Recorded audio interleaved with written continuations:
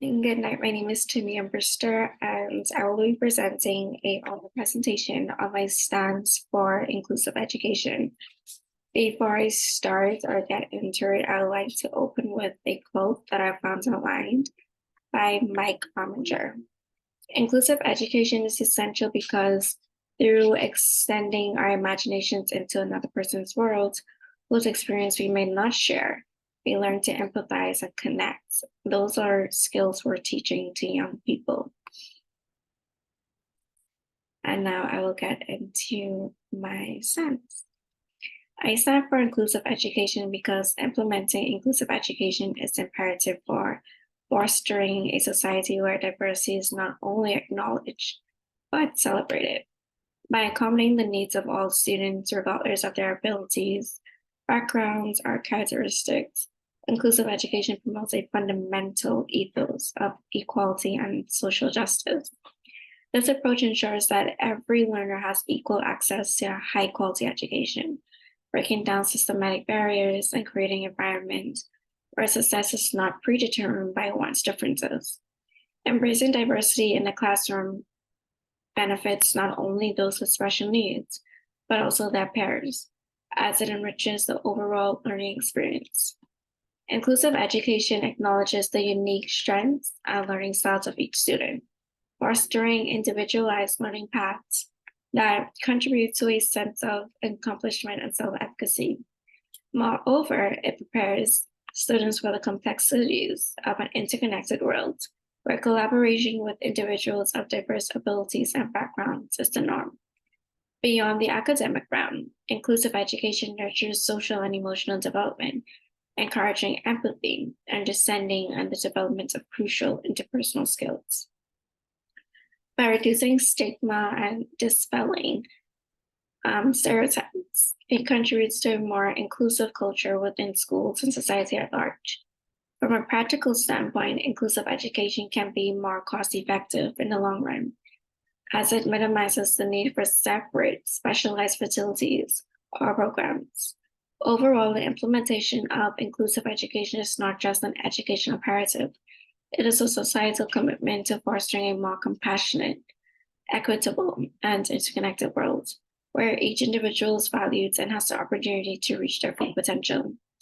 And before I end there, I'd like to share an experience that I've encountered during my field experience seminar 2112. There was one morning I walked into the classroom and I greeted my kids, of course, and my teaching partner. And before I could have even sit down properly, there's this one student who came up to me and she was like, Miss A, I have something to share with you. And for me, I was like, okay, what is it? Because during that time, students would just randomly come to me and just tell me that how pretty I look or how they love being with me or have me in their class on X, Y, and Z. But this time it was different. It was personal and it was deep and it made me feel sad at the same time. So this student, she came up to me and was like, Miss A, did you know that I am a Haitian? I'm like, yeah, because of your surname and what's not, and your accent. And I can tell that, yeah, she was. But she was like, I tend to not tell my friends X, Y, and Z because I'm not accepted here or I'm not accepted in this country. And before she even continued, I just paused her. Like I looked at her and I gave her a hug.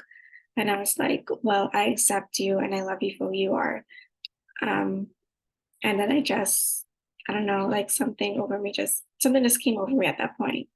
It just made me reflect on how we we're not doing a very good job of including those backgrounds into our school system, not even in our country. And it affects our children at large because this little girl is only 9 or 10 years old. And for her to be so self-aware of discrimination in the school, in the classroom, it was just terrible. And so if that's not a reason for me to stick in this program or this career path, then I don't know what it is. Like, yes, it's a noble profession.